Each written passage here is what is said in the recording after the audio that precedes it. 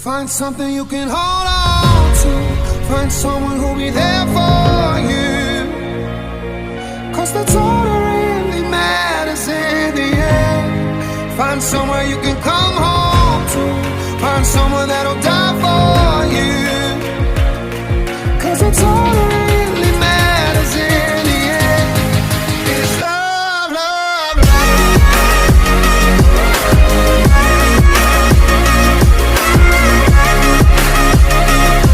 Cause that's all that really matters in the end.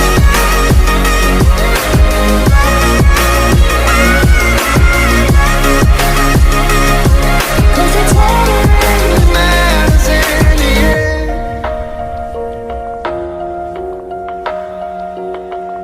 It's hard to tell the truth when you lie to yourself.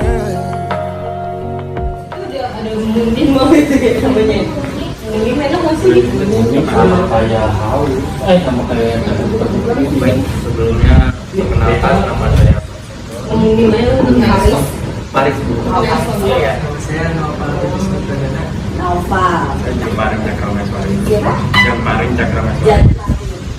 Jemparing. Jabarin. Oke. Saya Muhammad Alfan Nesmi. Alfa. Saya Muhammad Alfan. Fatul. Belum ditanya lagi saya lupa. Haris. Juga sini saya Dito untuk belum. Ini saya menanyakan itu kurikulum apa yang dipakai.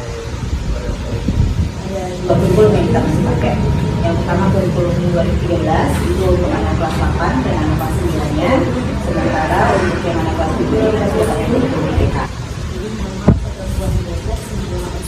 Itu yang kelas 7 sudah memakai kurikulum IPK. Pertanyaan kurikulum apa tujuan bikin kurikulum? Sejujurnya, tujuan saya tidak hafal, visi saya hafal, tapi misinya naik nggak hafal berarti. Visinya berganti karena visi sama misinya kita ada berganti di kepala sekolah, jadi ada berganti dari visi. Kalau visinya itu beragam mulia, bertradisi unggul dan berbudaya lingkungan. Sementara untuk misinya ada lumayan banyak. Kalau tidak keberatan nanti saya kirimin aja tujuan visi sama misinya, jadi bisa nanti diolah langsung aja dari file yang saya kirim. Pertanyaan selanjutnya, apakah kurikulum jalan dengan visi dan tujuan sekolah? Insya Allah sejalan, karena memang kan pertama dari sekolah itu dibuat sudah disepakati, lalu penempatan dari kurikulum menyesuaikan dengan visi-misi yang sudah kita lakukan. Jadi insya Allah semuanya. Pertanyaan keempat, apakah guru tersedia dalam menjalankan kurikulum? Guru alhamdulillah tersedia untuk menjalani kurikulum tersebut. Walaupun kita menggunakan dua kurikulum, guru kita tersedia walaupun ada satu mata pelajaran yang kita kurang. Jadi karena keterbatasan untuk pengajarnya, jadi ada yang kita istilahnya jegang gitu, kayak ngajar kelas 7, ngajar kelas 9. Itu kan dia ngajar dengan dua kurikulum yang berbeda gitu. Tapi ya itu karena keterbatasan. Untuk yang lainnya, alhamdulillah sih tercukupi kebutuhan gurunya. Kelima, apa perlu pengembangan profesional bagi para guru?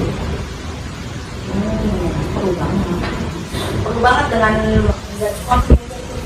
akhirnya segala sesuatu yang namanya ilmu kan selalu mengalami perubahan nih, selalu mengalami perkembangan, apalagi dengan kemajuan teknologi dan lain sebagainya. Pelatihan ini itu perlu banget. Kayak ya contohnya dari yang sebelum pandemi mungkin pelaksanaannya klasikal banget deh, yang tatap muka dan lain sebagainya. Tapi begitu pandemi kan guru harus dituntut harus menguasai IT ya, dengan tatap mukanya secara online, berarti guru belajar lagi tentang penggunaan Zoom, penggunaan Gmeet dan lain sebagainya, mungkin media pembelajaran yang harus bisa diterapkan secara online. Jadi mau nggak mau kita terus pengembangan profesional kita. Nah untuk pelatihan saya langsung jawabin. Ya alhamdulillah sih kalau untuk dari kementerian selama kemarin itu banyak pelatihan secara online, bahkan sampai sekarang juga masih banyak. Kemudian dari Dinas Pendidikan Kota Depok juga banyak mengadakan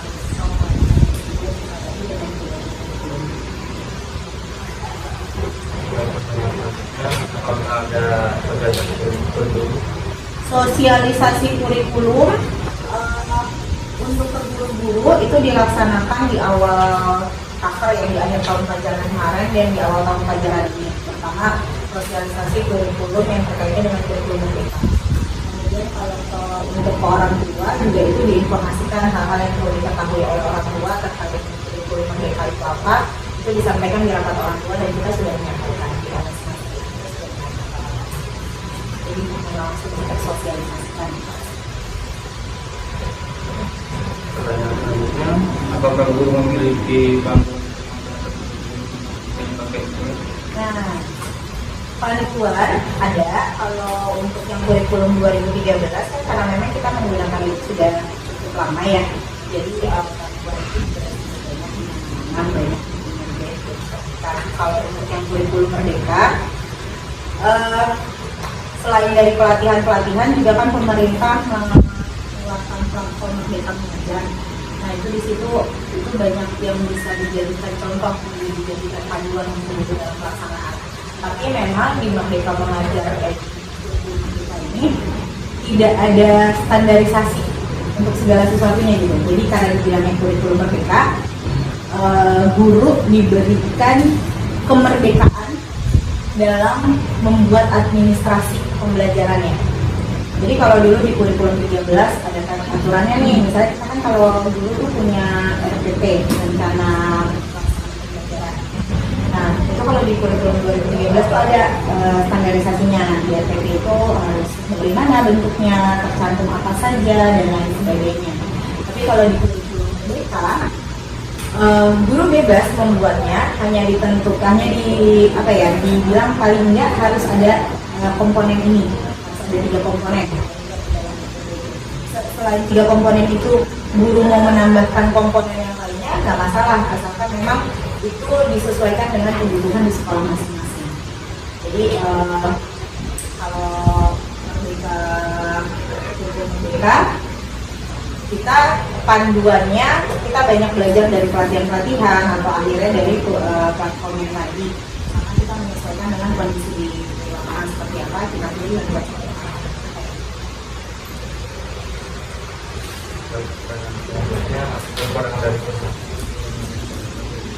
kekurangan dari kurikulum yang sekarang dipakai.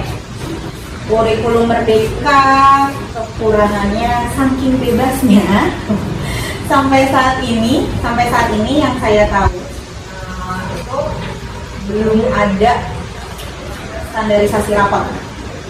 Jadi laporan hasil belajar anak itu dari pemerintah belum mengeluarkan.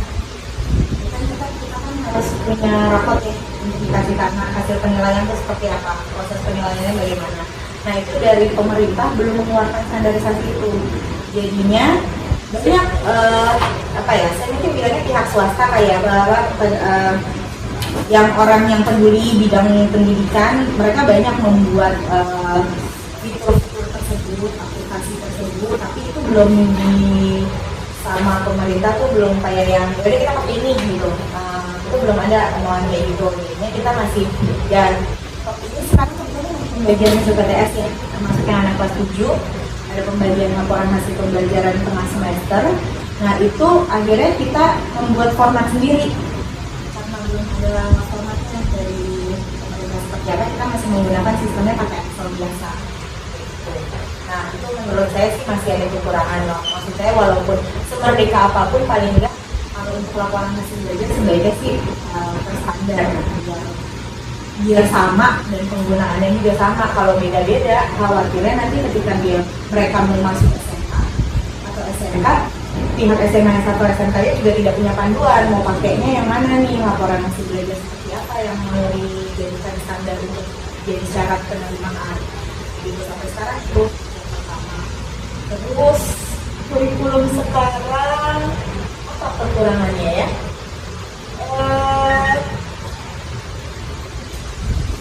Kalau saya kebetulan saya guru BK ya, saya guru BK. Kalau saya merasa kurikulum merdeka ini tidak memfasilitasi BK. Jadi saya ikut pelatihan seminar atau workshop yang terkait dengan kurikulum merdeka, ketika saya bertanya tentang peran dan fungsi guru BK di dalam kurikulum merdeka itu seperti apa, bahkan ketika narasumbernya di kementerian itu tidak bisa menjawab itu.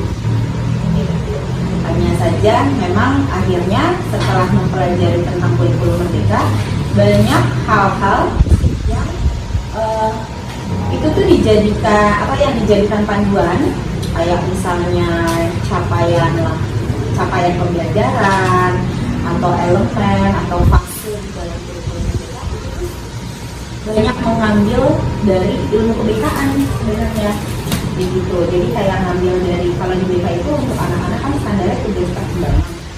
Nah itu di kurikulum merdeka itu dijadikan standar juga, standar untuk mengembangkan materi pembelajaran anak-anak itu dijadikan standar. Jadi kayak mereka nyokap ilmunya BK tapi nggak mikirin BK harus bagaimana gitu.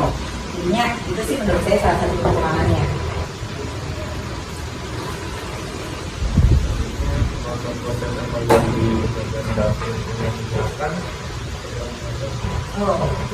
Nah ini dia proses evaluasi. Kalau untuk kurikulum 13 berjalan dengan lancar. Memang kan yang kita bisa bilang kita penggunaan kurikulum 13 ini sudah lama ya, jadi itu tetap berjalan dengan lancar. Tapi kalau untuk kurikulum kita, karena sistem penilaiannya itu ada sedikit perbedaan. Jadi kemarin kita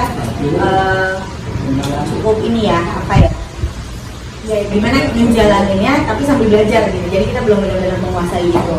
Kayak kalau di kurikulum merdeka itu kan tidak ada PTS, jadi apa yang diberikan sekarang itu adalah hasil pembelajaran kita dari sekian materi. Itu nilai rata-ratanya diambil, itu yang menjadikan laporan tengah semester mereka gitu. Nah itu tuh sempat agak heboh tuh di proses itu, karena kan biasanya tengah semester pakainya nilai PTS bukan nilai harian gitu kan. Nah cuma sekarang karena memang tidak ada PTS, kalkulasi dari nilai harian, dan prosesnya kemarin itu yang butuh penyesuaian lagi buat teman-teman. Itu belakangan dari saya menyentuh itu waktu kurikulum pastinya saya itu stuck sebenarnya. Ya selanjutnya ada lagi. Baik, pertanyaan terakhir, apa kendala dalam melaksanakan kurikulum? Apa kendala dalam pelaksanaan? Iya. Ya itu tadi, karena kita saya bicara kurikulum merdeka ya, karena kita belum mendapatkan informasi yang teknis banget gitu. Jadi kalau apa yang kita pelajari di workshop dan lain sebagainya itu biasanya masih tataran teoritis, masih tataran kebijakan. Ya, sementara kita yang aktif-aktifnya di lapangan itu kita melaksanakannya sambil belajar. Jadi masih sekarang itu kita masih proses kayak manual dan error gitu. Jadi kita coba nih, yang ini kita coba. Oh ternyata nggak sesuai dengan sekolah kita nyoba lagi yang mana gitu. Jadi yaitu prosesnya itu kita masih proses trial error. Kita tetap berusaha ngasih yang terbaik ke anak-anak, tapi kitanya juga, gurunya juga sambil belajar, belum benar-benar menguasai tentang itu. Dan kendala yang tadi masalah rapot, menurut saya itu kendala banget sebenarnya, karena sebentar lagi kan sudah ada semester, sementara dari pemerintah belum ada nih gambaran kayak apa sih bentukan rapot di kurikulum merdeka itu seperti apa, belum ada sampai sekarang.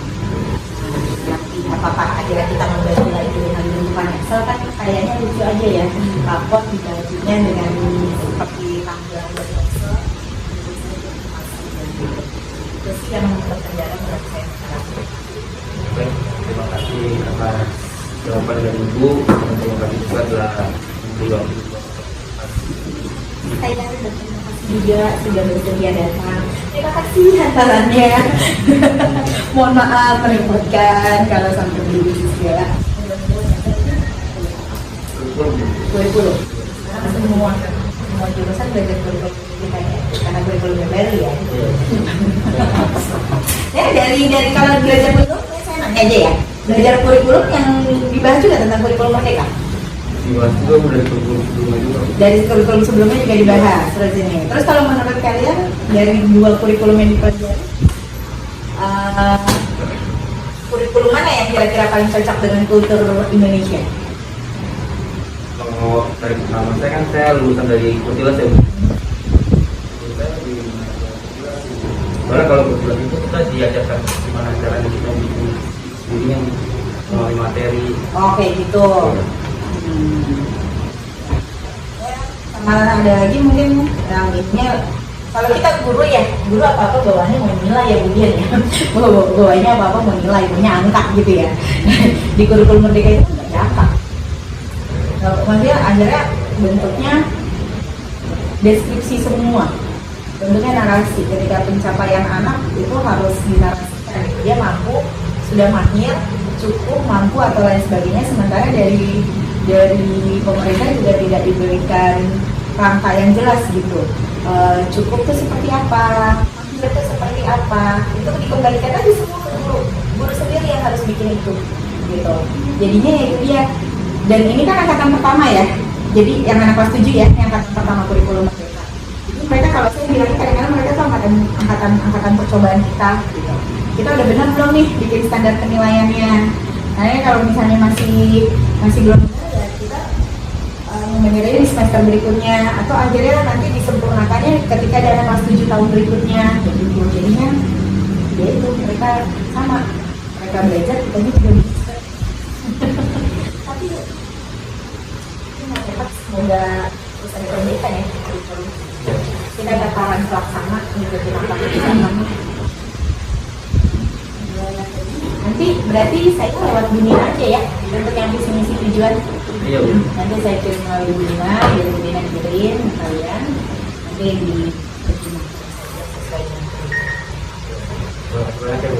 sama-sama ini yang saya kembalikan.